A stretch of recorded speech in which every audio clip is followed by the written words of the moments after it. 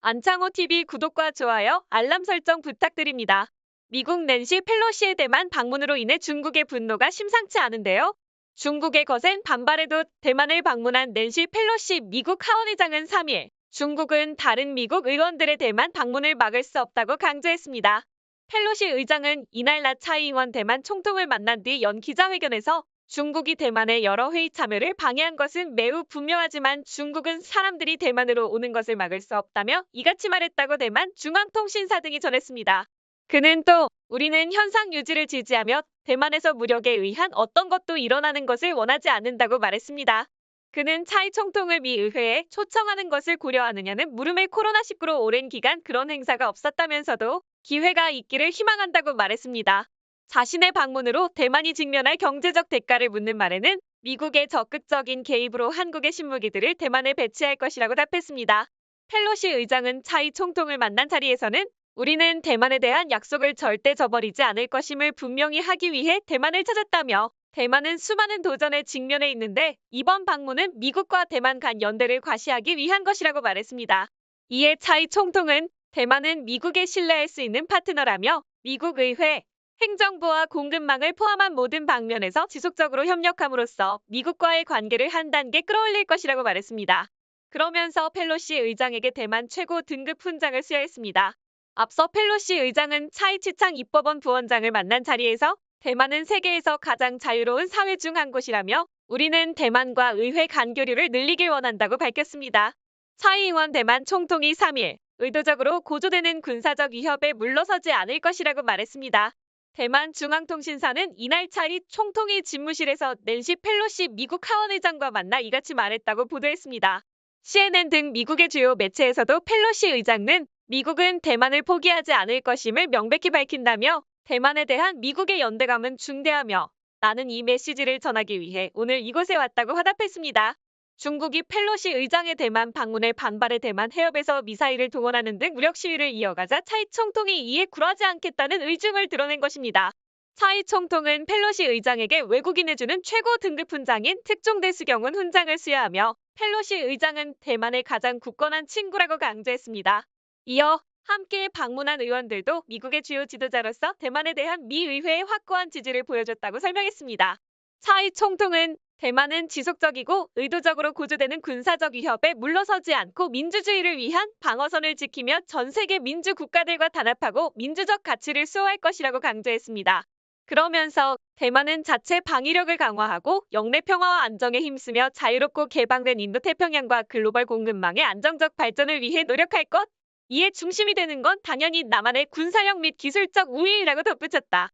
또 대만은 미국에 신뢰할 수 있는 파트너라며 미국 의회, 행정부와 공급망을 포함한 모든 방면에서 지속적으로 협력함으로써 대만에서의 군사력을 한국과 협력하여 상승시킴과 동시에 미국과의 관계를 한 단계 끌어올릴 것이라고 밝혔습니다.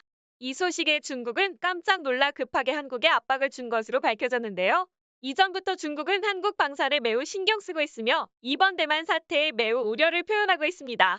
우리 스스로 인공위성을 쌓아올리고 얼마 전에는 KF-21 전투기를 생산, 2차 시험 비행까지 마침으로써 세계를 놀라게 했습니다.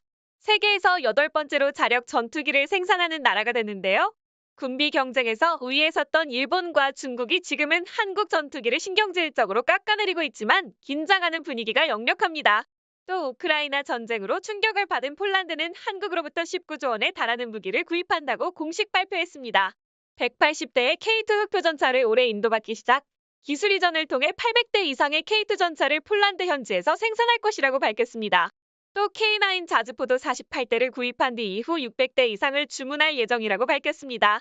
K9 600대 이상은 2024년부터 인도가 시작되며 2026년부터 폴란드에서 양산할 예정이라고 합니다. 한국의 K9 자주포는 인도와 중국의 국경 분쟁에서 정밀한 타격으로 세계를 놀라게 한 바 있습니다. 소총마저 만들 수 없었던 한국의 무기 수준은 이제 세계에서 주목받고 있는 것입니다. 이에 북한 또한 중국의 편에 서서 미국의 강한 경고를 표현했습니다. 북한이 미국 내 권력 서열 3위인 낸시 펠로시 하원의장의 대만 방문에 대해 미국의 파렴치한 내정 간섭 행위라며 중국을 지지한다고 밝혔습니다.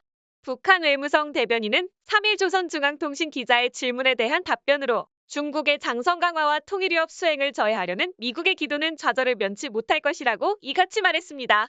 외무성 대변인은 우리는 대만 문제에 대한 외부 세력의 간섭 행위를 규탄 배격하며 국가 주권과 영토 안정을 견결히 수호하려는 중국 정부의 정당한 입장을 전적으로 지지한다고 주장했습니다.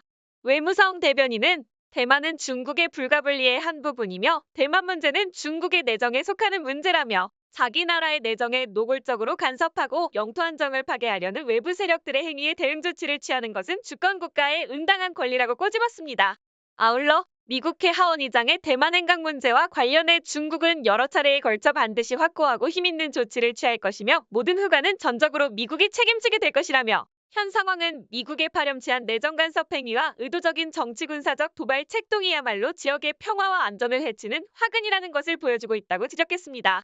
또한 낸시 펠로시 미국 하원의장은 중국을 격앙시킨 약 19시간의 대만 방문을 마치고 3일 오후 한국으로 출발했습니다. 펠로시 의장이 탄 전용기가 이날 오후 6시 2분께 대만 타이베이 숭산공항을 이륙했습니다.